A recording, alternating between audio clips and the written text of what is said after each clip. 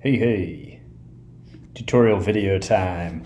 Had it suggested on Reddit recently to make a tutorial video here about the team strategies, these sliders that you can adjust for different strategies.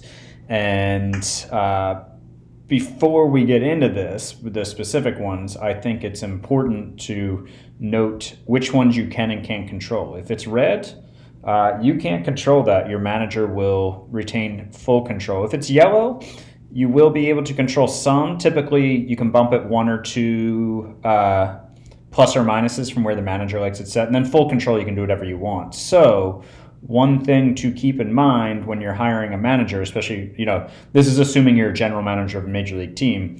When you hire your major league manager, so you're going here, you want to find coach, whatever, reputation, Bruce Bochy, cool. I did not realize Bruce Bochy was in San Diego for so long.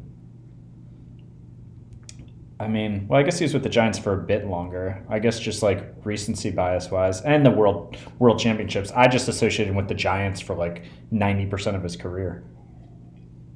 But anyways, sorry about that.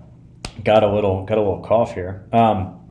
So when you're hiring a manager, you're going to want to look here at these things that he controls versus allowing you to control versus what you compromise on, to make sure that the things that are really important to you are at the very least yellow, if not green. Because you might, say you really, really need full control and want full control over how quickly your pitchers are taken out. Bruce Bochy would not be the manager for you because he is not going to let you adjust either of those things, and he's also not going to let you adjust stealing.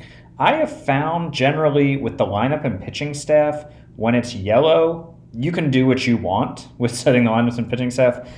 Somebody might have experienced something different than me with that, but I have found pretty much it's red means you have no control. Anything else means you have full control. I don't know if somebody has experienced that differently, definitely let me know in the comments, but that's what I found with just lineup and pitching staff. Everything else goes in line with what I was saying before, and that is, obviously the red, you don't get to adjust it at all, and with the yellow, you get some amount of flexibility, and the green, you get full control. So let's go ahead back to the strategy page. There we are. So you can adjust the state of the game that you're in and do different strategies. I never mess with that, man. I don't know. Maybe I should, but I honestly have never even messed with doing different strategies in the ninth. Maybe I should. It makes sense. It makes sense to have different strategies at different times with that. But just kind of talk through how I do this. Stealing bases, I'm not a huge stolen base guy. I generally don't like my teams. Well, it's not that I don't like my teams to steal out of bases. If they want to, fine. If I have guys who are really good. But generally, I have, especially when I have really good offensives, I'm not looking to play coin flips on the bases. And I know they're not necessarily coin flips, but I think the stat is that in order for stealing to be a net positive for your offense, you need to be 70+% success rate. And so I will often bump this down a good bit. Not all the way, normally 1 to 2 pass. I don't necessarily have strategies set in stone for this, and sometimes I'll change it depending on my team, or sometimes I'll go into the individual player team and tell someone to be more aggressive stealing bases, individual player page, strategy page. But I generally keep this 1 or 2 below middle. Base running, I'm a bit more aggressive on than stealing. I generally keep that 1 above. So I'm a little, I'm near the middle on both, but I prefer aggressive base running over aggressive stealing. Hit and run, I can't change that one here, as you can see.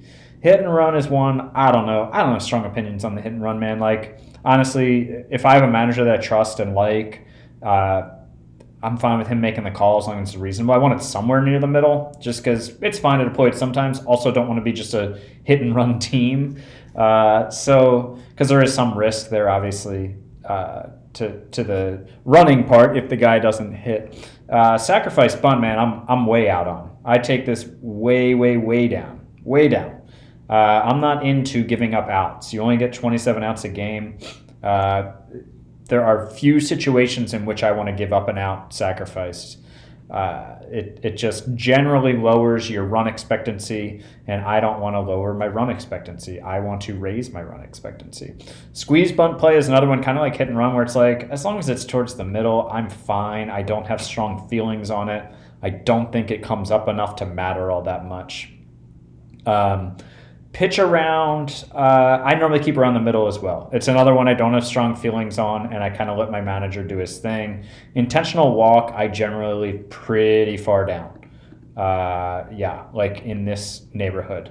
Just like I'm not into giving up outs, I'm not into giving the other team base runners. Even if you're the best hitter in the game, work your way on, man. Like, even the best hitter in the league, you're going to, he's going to hit 350, and, it depends on what era you play in, especially, with OBP and slugging and all that, but you're going to win that battle more than 50% of the time. So why am I going to put him on when the odds are in my favor?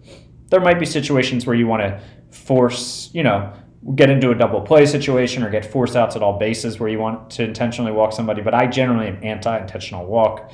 Infield in, right around, I honestly feel like the computer does it too much.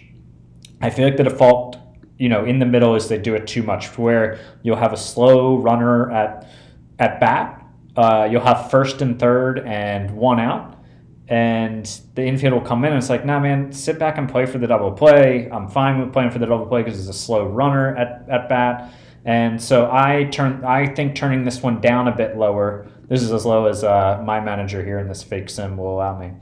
I think I like it down a little lower than this. Infield shifts, yeah, man, I'm in. You can tell a lot of my thinking is kind of, I guess, newer school baseball thinking, sabermetric type thinking in terms of where I am at on intentional walks, bunts, infield shifts. Yeah, I'm into shifts. Right around here is good.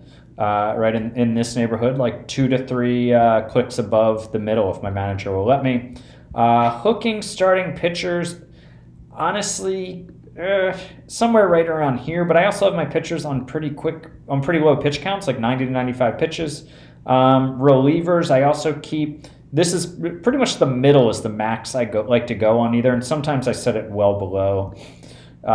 Favoring lefty righty matchups, yeah, I'm in favor. I don't like to go super strong on it because I've never taken it up that high, but I don't know if it'll sit out your best player to avoid like a lefty on lefty matchup. So I want that. So I normally leave it down around here, and I find it to be reasonable. Pinch hitting for pitchers, well, I play with the DH on for both leagues, and I'm always in the AL with the O's, so I don't pay much attention to that one. Pinch hitting for position players, he won't let me do this one, but generally a little lower than this, maybe a notch above halfway. Pinch runners, same thing as pinch hitting for position players. And use of openers, I don't really use them very often. Sometimes in the playoffs I do, to try to throw the other team for a loop. Because I have like a starter in the bullpen and say it's a lefty and I have a righty in my rotation, I'll do it that way. But honestly, in the season, I just don't bother with it as much. It's a decent strategy. I like the strategy. I just don't bother with it, I guess is the the really great justification for why I don't pay a lot of attention to openers. I think it's a totally fun strategy. If you have rotation issues, if you have a weak rotation in the back end, I think it's a good strategy. In my current OSIM, I've had a really good rotation for years now, so I just haven't had to think about it because I'm fine rolling with my starter out there. I don't feel like I need to give him that extra advantage. And let's see, if facing an opener, I base lineup on the likely follower because they're likely to get the bulk of the game. So, this is if the opponent is putting an opener out there, do you want, and say the opener is lefty and the follower is a righty, do you want your lefty lineup to face the opener or your righty lineup because you'll be facing a follower? I'll go with the follower just because you normally get more bats against that guy.